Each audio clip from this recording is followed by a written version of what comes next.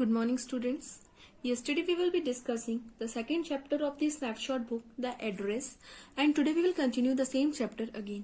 इस चैप्टर में हमने क्या डिस्कस किया था कि जो नरेटर की मदर थी उन्होंने अपना सामान अपनी फ्रेंड मिसेस डाउजिंग को दे दिया था, लेकिन अब जो मिसेस डाउजिंग थी वो सामान को रिटर्न करने के लिए रेडी नहीं थी. तो today we will continue the same chapter again. Page number 12. Now we will begin with our chapter. I had remembered it, but I had waited a long time to go there. तो जब narrator की mother ने बताया था कि उस Mrs dowsing का address क्या था, इन मार्कोनी स्ट्रीट नंबर 46. तो नरेटर क्या कहती है, उनको वो एड्रेस याद था लेकिन बहुत टाइम तक वो उस जगह पर नहीं जा सकी. इनिशियली आफ्टर द लिबरेशन मतलब वार. Initially after the liberation I was absolutely not interested in all that stored stuff and naturally I was also rather afraid of it. तो उन्होंने क्या कहा कि वॉर के बाद वो इंटरेस्टेड नहीं थी उस सारे सामान में, और वो थोड़ा अफ्रेड भी थी उन सारे इंसिडेंट के लिए. Afraid of being confronted with things that had belonging to a connection and that no longer existed. They were hidden away in cupboard and boxes and awaited into vain until they had put back into their places again, which had endured all these things because of the things. अब वो afraid डरी हुई क्यों थी? क्योंकि वो सारा सामान उनको अपनी पुरानी चीजों को याद दिला रहा था. हो सकता था उनकी मदर की डेथ हो गई हो या उनका अब वो घर ही ना रहा हो जहां पर उन्होंने वो सामान रखते थे. तो अब वो डर रही थी कि अगर वो उन सारे सामान को वापस मांगने जाती हैं या वापस देखती हैं तो उनको वो सारी पुरानी चीजें फिर से याद आ जाएंगी. But gradually everything become more normal again. लेकिन फिर धीरे धीरे चीजें नॉर्मल होने लगी. Bread was getting to a lighter colour. There was a bed you should sleep in unthreatened. A room with a view you were more use to glazing at each side. लेकिन उसने क्या कहा, अब चीजें पहले से नॉर्मल होने चल लगी थी. जब वॉर चल रहा था तो जो ब्राउन ब्रेड मिला करती थी, ब्राउन ब्रेड एक चीप क्वालिटी की ब्रेड होती थी, और अब जो ब्रेड व्हीट यूज किया जाता था ब्रेड बनाने के लिए वो ज्यादा अच्छी क्वालिटी का था, मतलब लाइटर कलर का था. और जो जिससे हमें क्या समझ में आता है कि जो कंट्री की इकोनॉमिक कंडीशन थी वो ज्यादा बेटर होने लगी थी. इवन अब जब वो अपने बेड पर सोने जाती थी तो उनको किसी तरीके का डर नहीं होता था. पहले उनको क्या डर होता था कि ऐसा ना हो कि कोई उनके ऊपर आके अटैक करने लगे, कहीं लड़ाई ना होने लगी. ये सारा डर उनके दिमाग में चलता रहता था. लेकिन अब जब वॉर खत्म हो चुका था तो ये सारे डर भी उनकी तरफ से खत्म हो चुका था. अब वो अपने रूम के बाहर अच्छे से देख सकती थी, खुले एटमॉस्फेयर में रह सकती थी बिगर किसी डर के. And one day I noticed I was curious about all the possessions that must still be at that address. I wanted to see them, touch them, remember. और सडनली एक दिन उसको क्या लगा, उसको उन सारी चीजों की याद आई जो उसकी मदर की फ्रेंड उनको ले गई थी. अब वो चाहती थी कि वो उन सारी चीजों को फिर से देखे, उस एड्रेस पर फिर से जाए, उन सारी चीजों को फिर से देखे, उसको टच कर सके, उसको याद कर सके. After my first visit in vain to Mrs. Doring's house, I decided to try a second time. अब जब पहली बार वो मिसेस डॉरिंग के घर पर गई थी तो उसका जाना बेकार हो गया क्योंकि मिसेस डॉरिंग ने उससे बात करने से भी मना कर दिया था. लेकिन फिर वो सेकंड टाइम फिर से उसके घर गई. Now a girl of about 15 opened the door to me. I asked her if her mother was at home. अब जब सेकंड टाइम वो उसके घर गई तो एक कम से कम 15 साल की लड़की ने दरवाजा खोला. So the narrator asked him कि where was his mother. No, she said, my mother doing an errand. Errand is a work. तो उसने जो 15 years old गर्ल थी उसने क्या रिप्लाई दिया कि उसकी जो मदर है वो काम पर गई हुई है या किसी दूसरे काम में बिजी है, वो अभी घर पर नहीं है. No matter, I said I'll wait for her. तो नरेटर उसके वेट करने के लिए रेडी हो गई कि वो उसके आने का वेट कर लेंगी. I followed the girl along the passage. An old-fashioned iron Hanukkah candle holder hung next to the mirror. We never used it because it was much more cumbersome than a single candlestick. तो जैसे ही वो अंदर गई उसने देखा कि उसके घर में एक ओल्ड फैशन एक हनुक्का क्या होता है, एक कैंडल का स्टैंड होता है, तो वो उसके घर में रखा हुआ है. लेकिन जैसे ही उसने उस कैंडल स्टैंड को देखा उसको क्या याद आ गया कि वो कैंडल स्टैंड उसकी मदर का है. तो उसने उसको देखा तो उसको अपनी पुरानी चीज याद आई, और उसको ये भी याद आ गया कि उस कैंडल स्टिक को उन्होंने कभी भी यूज नहीं किया क्योंकि एक सिंगल कैंडल स्टिक से ये बहुत ज्यादा भारी था क्योंकि इसमें बहुत सारी कैंडल्स को एक साथ लगाया जा सकता था. वो फिर उसने अपना फिर वहां से want to sit down side the girl, तो जो गर्ल थी उसने उसको बैठने के लिए ऑफर किया. She tried open the door of the living room and I went inside past her, तो जो गर्ल थी उसने लिविंग रूम का दरवाजा खोला और जो नैरेटर थी वो उसके अंदर गई. आई स्टॉप्ड हॉरिफाइड, और जैसे ही वो रूम के अंदर गई वो वहां एकदम शॉकिंग स्टेट में खड़ी हो गई. I was in a room I know and I did not know, वो एक ऐसी प्लेसमेंट थी जहां उसको देखकर लग रहा था कि इस रूम को या तो वो पहले से जानती है या वो बिल्कुल भी नहीं जानती है. I found in self in the midst of things I did not want to see again but which opposed me in the strange atmosphere. तो उसने क्या देखा कि वो ऐसे चीजों के बीच में खड़ी हुई है जिनको वो कभी देखना नहीं चाहती थी, लेकिन फिर भी वो जो चीजें थी, वो उस रूम का एटमॉस्फेयर था, वो सारी चीजें उसको पुरानी अपनी याद दिला रही थी, लेकिन फिर भी उस रूम का एटमॉस्फेयर उसके लिए बहुत ज्यादा नया लग रहा था. और because of tasteless was everything was arrange, उस रूम का जो एटमॉस्फेयर था वो बहुत ही अजीब था. क्यों? क्योंकि उसको क्या लग रहा था कि जो सारी चीजें थी वो प्रॉपरली तरीके से अरेंज नहीं थी. Because of the ugly furniture और the muggy smells that hung there I don't know. अब राइटर को ये भी समझ में नहीं आता कि हो सकता था कि जो वहां फर्नीचर था वो पुराना सा था, या वहां से एक अजीब सी स्मेल आ रही थी, इसलिए उसको वहां का एटमॉस्फेयर स्ट्रेंज लगा. But I scarcely dare to look around me, लेकिन फिर भी मैंने हिम्मत करके चारों तरफ देखा. The girl moved a chair, my fingers grew warm from rubbing. I followed the lines of the pattern somewhere on the edge that would be burn mark that had never been repaired. तो फिर उस girl ने उसको एक chair दी जिस पर वो बैठी. उसमें टेबल पर एक वुडन क्लॉथ था, जिस क्लॉथ को देखकर उसको याद आया कि ये उसका ही क्लॉथ था. फिर उस टेबल क्लॉथ के ऊपर वो अपनी फिंगर्स मूव कर रही थी. क्यों? क्योंकि उसको याद था कि उसका जो टेबल क्लॉथ था उसमें एक बर्न मार्क था. तो वो फिंगर्स को मूव करके ये देखने का पता कोशिश कर रही थी कि ये उसकी ही टेबल है या नहीं, क्योंकि अगर उसमें बर्न मार्क होगा दैट मीन्स कि वो राइटर की ही टेबल है, और अगर बर्न मार्क नहीं होगा तो वो किसी और की टेबल हो सकती है. My mother will be back soon side the girl. तो जो गर्ल थी उसने उस नैरेटर से क्या कहा कि मेरी मदर जल्दी ही वापस आने वाली हैं. I have already made tea for her, will you have a cup. मैंने उनके लिए ऑलरेडी चाय बना दी है, और उसने उस नैरेटर के लिए भी चाय ऑफर की. Thank you. I looked up, the girl put cups ready on the tea table. और नैरेटर ने फिर उन कप्स की तरफ देखा जो नैरेटर जो वो गर्ल टी टेबल पर उन कप्स को रेडी कर रही थी. She had a broad back. तो वो जो लेडी थी, गर्ल थी, वो भी अपनी मदर के जैसे ही दिखती थी. Just like her mother. She pure T from the white pot. All it had was gold border on the lid. I remembered she opened a box and took some spoons out. तो जैसे ही उसने उस T box को देखा, उसको अपना जो T box था वो याद आ गया कि ये जो टी बॉक्स है वो नैरेटर की मदर का ही है. और फिर उसने जो स्पून निकालने के लिए एक बॉक्स ओपन किया तो उस बॉक्स से भी उसको याद आया कि ये बॉक्स भी उसकी मदर का. That's a nice box. I heard my own voice. It was a strange voice as though each sound was different in his room.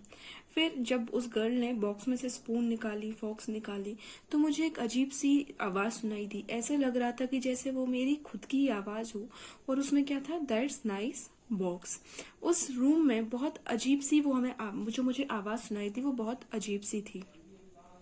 Oh you know about them. तो वो जो गर्ल थी वो मुझसे पूछती है कि क्या आप इस बॉक्स के बारे में जानती हैं. She had turn round and brought me my T. और फिर वो जो गर्ल थी वो मेरे लिए मेरी चाय लेकर आई. She laughed. My mother says it is an antique. You have got lots more. She pointed round the room. See for yourself. तो जो गर्ल थी वो क्या कहती है कि ऐसी बहुत सारी चीजें हमारे एंटिक चीजें हमारे घर में हैं, और वो रूम के तरफ इशारा करके कहती है कि अगर आप चारों तरफ देखेंगी तो आपको इस रूम में ऐसी बहुत सारी चीजें देखने के लिए मिल जाएंगी. I had no need to follow her hand. और जो नरेटर है वो क्या कहती है, मुझे कोई जरूरत नहीं थी कि मैं उसके हाथ के इशारे से चारों तरफ रूम के देखूं. I knew which thing she made. और वो क्या कहती, मैं जानती थी कि वो किन चीजों के बारे में बात कर रही है.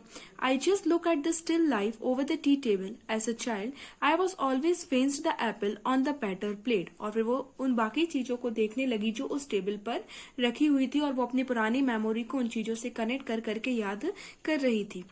We use it for everything, she said. Once we were 8 of the plates hanging there on the wall. तो जो गर्ल है वो उससे क्या कहती है, हम इन सारी चीजों को यूज करते हैं. और वो फिर जो वॉल्स में प्लेट लगी हुई थी उनकी तरफ इशारा करके कहती कि हमने एक बार इन प्लेट्स में भी खाना खाया था. खाना खाया था. I wanted to see to so much, but it wasn't anything special. तो गर्ल क्या कहती है कि ये देखने में जरूर स्पेशल है, एक बार हमने इनमें खाना भी खाया था, लेकिन इनमें खाना खाने से मुझे इसका टेस्ट कोई स्पेशल नहीं लगा. खाना खाने से मुझे फीलिंग तो वही आई. I had found the burn mark on the tablecloth. The girl looked questioning at me. और अब जो राइटर जो टेबल क्लॉथ में जो बर्न का मार्क ढूंढ रही थी, अब वो उसको ऐसे हाथ करने से वो मिल गया. और जो गर्ल थी वो भी अब मुझे ऐसे देखने लगी थी कि जैसे उसको कुछ समझ में आ रहा हो. Yes, I said. You get so used to touching all these lovely things in the house, you hardly looks at them anymore. You